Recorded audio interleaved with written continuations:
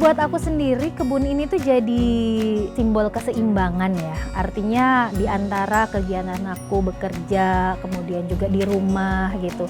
Kebun ini tuh memberikan aku sebuah waktu gitu, waktu untuk me time. Somehow itu memberikan aku tuh banyak banget pelajaran. Gak semua tuh harus dikejar cepat-cepat, gak semua tuh harus sempurna buahnya, daunnya. Buat aku sendiri, ketemu tanah, kita aduk-aduk, kemudian menjaga, merawat dengan memberikan pestisida, memberikan pupuk atau makanan, itu kayak sebagai bagian dari kehidupan, tapi versi lebih kecilnya.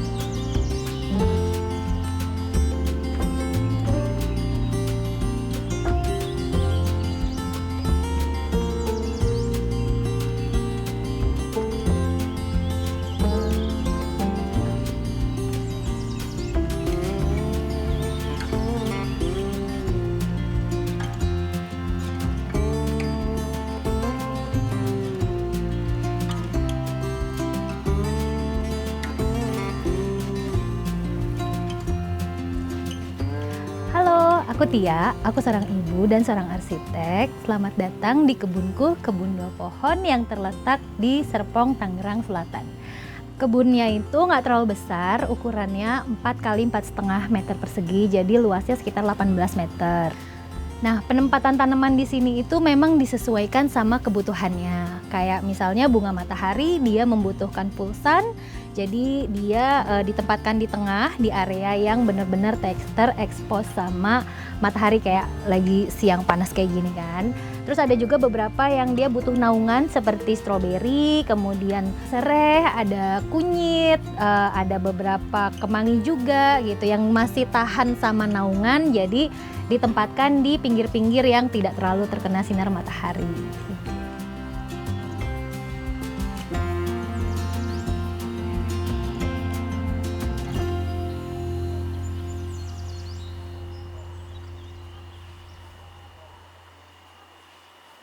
Jadi awalnya area ini tuh dipersiapkan untuk perluasan kantor studio. Karena letaknya ada di lantai 2, luasnya itu 18 meter persegi, ukurannya 4 kali 4,5. Awalnya sih aku nggak punya target apapun ya, aku tuh cuma pengen lihat sesuatu yang hijau dari jendela gitu. Karena kan setiap hari aku mungkin banyak bekerja di proyek, di ruangan gitu. Jadi kalau kembali ke rumah, itu ngelihat sesuatu yang hijau tuh kan adem gitu.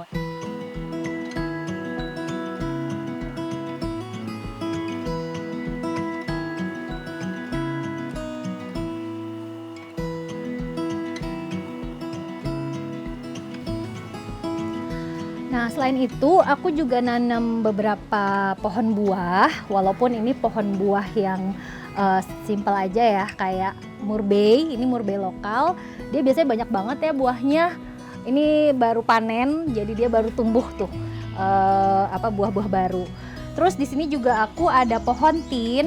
Ini merawat pohon tin juga mudah banget karena dia hanya dibiarkan aja dan diletakkan di bagian yang full sun atau kena matahari. Nah, aku tuh suka banget sama buah tin ini karena rasanya unik ya. Ini juga sebenarnya bukan tanaman asli kita ya, ini tanaman Mediterania. Orang biasanya kenal sama buahnya, tapi akhir-akhir ini aku suka mempergunakan daunnya untuk bikin sirup atau nggak bikin minyak daun tin. Ini wanginya tuh subtle banget, jadi kamu pilih, kalau kamu punya pohonnya, kamu pilih yang kayak gini yang lebih muda, ya antara muda dan tua ya, tapi jangan terlalu tua. Nah ini wanginya tuh antara campuran almond, terus kelapa sama sedikit vanila.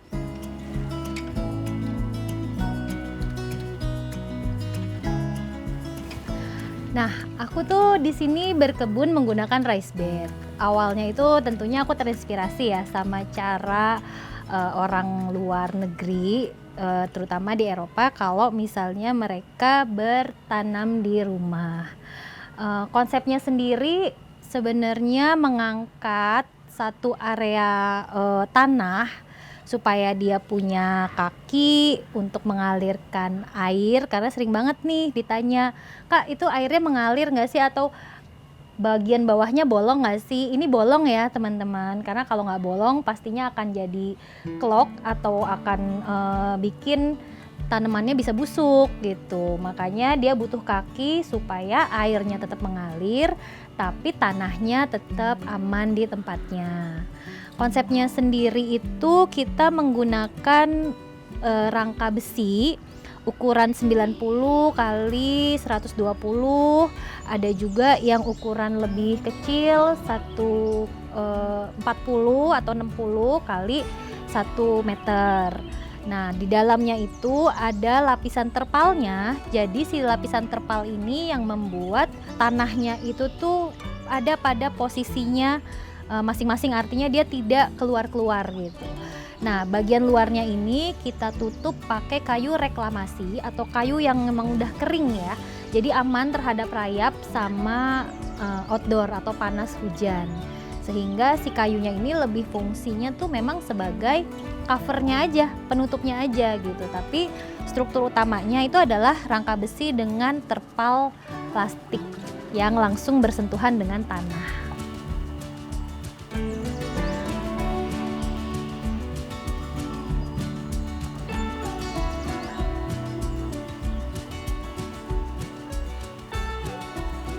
Kalau buat aku sendiri kebun ini tuh jadi simbol keseimbangan ya. Artinya di antara kegiatan aku bekerja, kemudian juga di rumah gitu. Kebun ini tuh memberikan aku sebuah waktu gitu, waktu untuk me time. Mungkin nggak besar, tanamannya juga mungkin bukan yang sophisticated, yang unik gitu ya. Mungkin tanaman-tanaman harian biasa, tapi somehow itu memberikan aku tuh banyak banget pelajaran. Nggak semua tuh harus dikejar cepat-cepat, nggak semua tuh harus sempurna buahnya, daunnya gitu. Dan buat aku sendiri ketemu tanah, kita aduk-aduk, kemudian menjaga, merawat dengan memberikan pestisida, memberikan pupuk atau makanan, itu kayak sebagai bagian dari kehidupan tapi versi lebih kecilnya.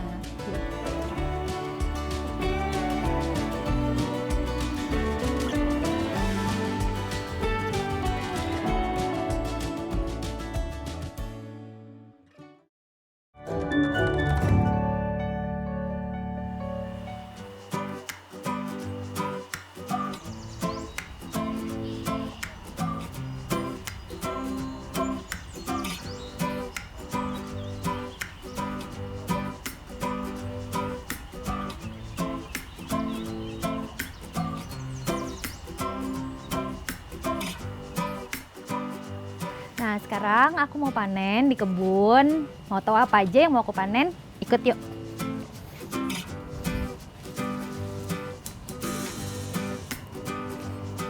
Pertama aku mau panen lobak.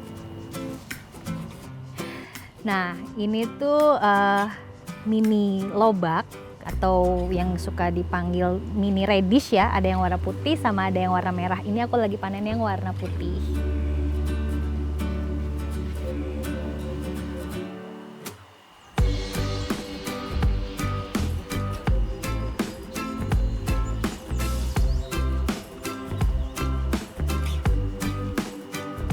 Hasil panennya tentunya dikonsumsi sendiri gitu. Aku sendiri sih merasa ini bukan sesuatu yang banyak banget ya gitu. Artinya nggak sampai bagi-bagi juga gitu. Karena buat aku sendiri, aku tuh udah lupa kapan terakhir beli sawi. Karena udah nggak pernah beli sawi. Selada juga jarang. Kemudian aku juga suka masak ya. Jadi aku banyak tanam herbs gitu. Terus juga aku suka eksperimen dengan berbagai macam sayuran ini. Aku bikin tumisan, aku bikin olahan gitu. Jadi basically ini tuh bagian dari laboratorium hidup gitu. Karena aku suka bikin-bikin sesuatu di dapur juga. Nah, inilah yang menjadi bagian dari hasil kreasi aku di dapur gitu. Aku berkebun itu kira-kira udah awalnya itu kira-kira 3 tahunan ya, 3 tahunan. Awalnya aku pakai berkebunnya itu tuh pakai pot-pot kecil. Hanya saja waktu itu aku cepet capek sama bosen, karena kalau pakai pot-pot itu kan harus repotting ya, artinya tanaman itu kan dia punya lifetime.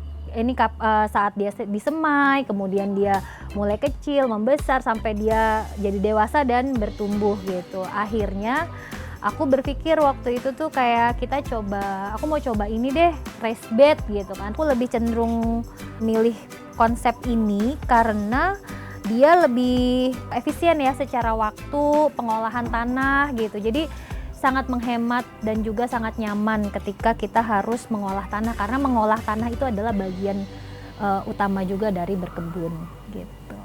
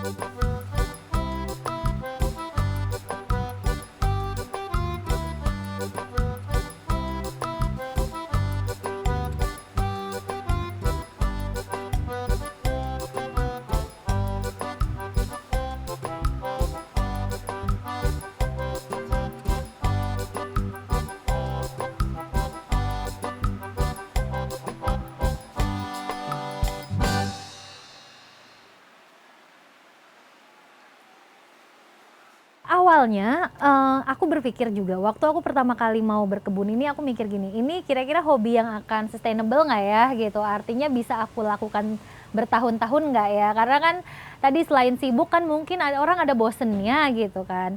Nah ternyata bertahun-tahun aku belum bosen, terlebih karena waktu aku berkebun itu aku lebih memikirkan sistemnya dulu, sistem berkebunnya. Oke, aku memilih sistem organik gitu. Pertama kali aku pikirkan itu adalah sistemnya, bagaimana sistem kebun ini berkelanjutan. Caranya tadi, bagaimana mengelola sampah kebunnya, karena kan kebun ini kan dia ada potongan akar, batang, atau daun-daun kering gitu, dan itu kita udah pikirin tuh, oh nanti ditaruhnya di sini, oh nanti hasilnya akan kembali lagi menjadi media tanam gitu. Nah, jadi aku lebih mikirin sistem secara fundamentalnya dulu gitu. Kalau itu udah ketemu, apapun yang aku tanam di atasnya itu kan bisa berganti-ganti, dan itu memang tidak terlalu membutuhkan waktu yang atau energi yang terlalu besar gitu, karena memang sistem yang utamanya sudah terbangun seperti itu gitu. Jadi alhamdulillah sih sampai sekarang sih belum bosen ya, dan kayaknya nggak akan bosen sih karena aku jadi jatuh cinta gitu, dan aku senang melihat kebun ini tuh memberikan nggak cuman panen atau hasil, tapi juga memberikan sebuah ketenangan gitu kan, sama pelajaran hidup gitu. Makanya kayaknya sih akan terus berkebun.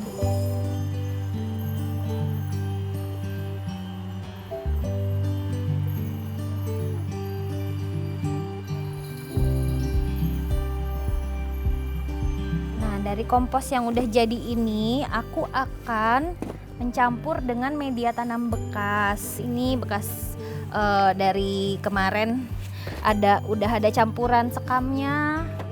Terus mungkin masih ada beberapa akar ya. Nah, ini kita campur, aduk-aduk begini aja supaya media tanamnya ternutrisi kembali dengan pupuk kompos yang baru kita bikin ini. Oke.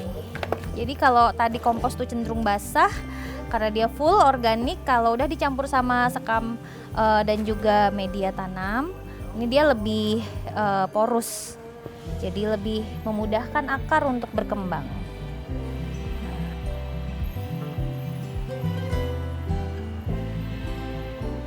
Nah, buat semai bibit aku langsung full ya, karena ini kan bibit itu tuh akan ketemu seimbangan antara ke dalam sama keluar. Jadi kalau misalnya kita naruhnya terlalu dalam, dia akan lama mencapai ujung dan nanti jadi kurang baik ya pertumbuhannya. Jadi biasanya aku akan menyemai di bagian atasnya, kemudian nanti aku tutup dengan media tanam sedikit aja gitu.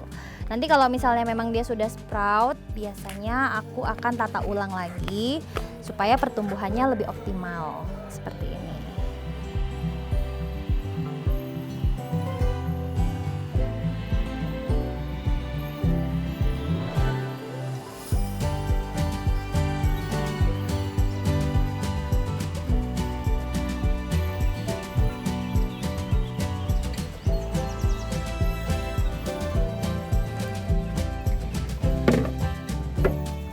Semaian yang baru aja kita campur ini aku letakkan di mini greenhouse. Jadi itu emang ini adalah desain mini greenhouse yang aku bikin untuk mengakomodir kebutuhan tanaman-tanaman kecil yang belum terlalu kuat kalau dia kena air hujan.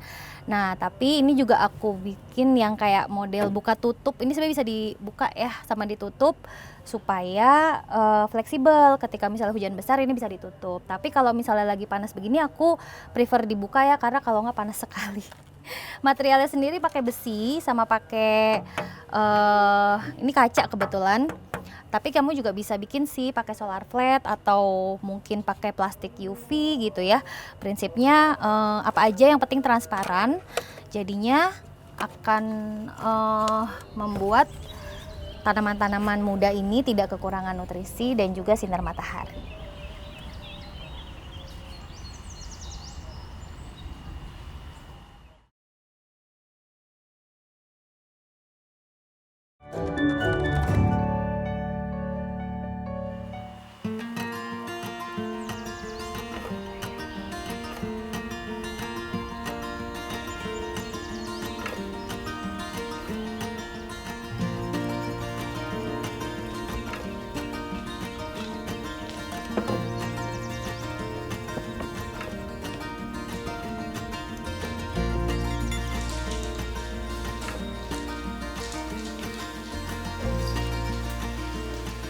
Hari ini kita mau bikin POC, pupuk organik cair. Aku lebih seneng pakai kulit bawang yang dicampur sama air cucian beras.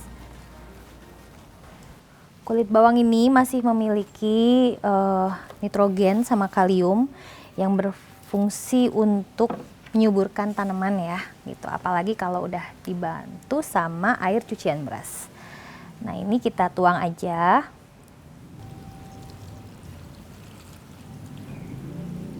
Kulit bawang ini sebenarnya bisa diganti juga loh sama beberapa bahan lain seperti kulit pisang atau kulit buah. Jadi kita tuh masih bisa mengambil beberapa zat-zat yang tersisa di kulitnya untuk menyuburkan tanaman. Nah, kita juga perlu masukin air sebelum larutan ini difermentasi selama kira-kira 2 minggu. Oke, ini kita sisihkan dulu ya untuk difermentasi selama 2 minggu. Aku udah punya POC yang sebelumnya udah aku bikin ini udah terfermentasi ya. Jadi udah kelihatan nih sudah berubah warnanya dan bisa langsung digunakan sebagai pupuk. Caranya ini ambil kira-kira 100 ml. Nah, ini kita harus saring dulu ya supaya enggak merusak spraynya. Nah, kira-kira 100 ml. Baru kita masukin ke dalam sprayer yang udah berisi 1 liter air.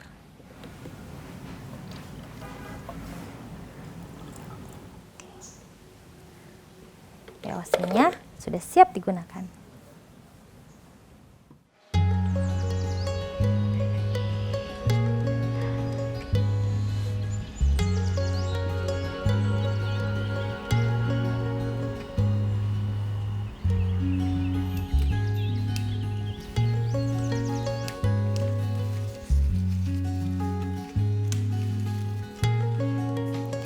Lanjut, kita akan bikin pestisida nabati menggunakan sirih merah dan juga bawang putih yang sudah dihaluskan. Yuk, lihat caranya.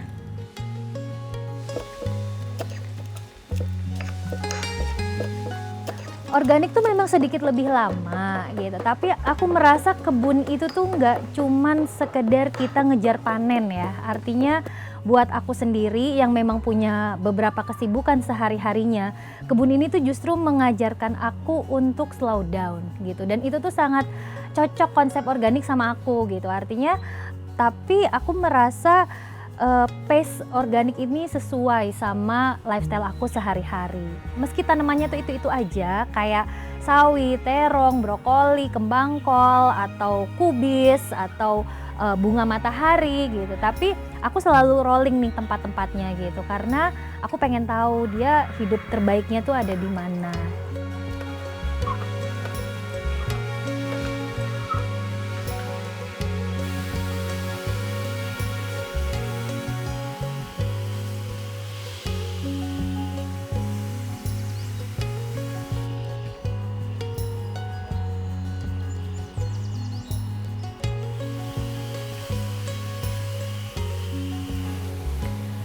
Menurut aku, berkebun organik itu lebih selaras dengan alam. Jadi membiarkan kebun tumbuh sesuai dengan kondisi di mana dia tumbuh.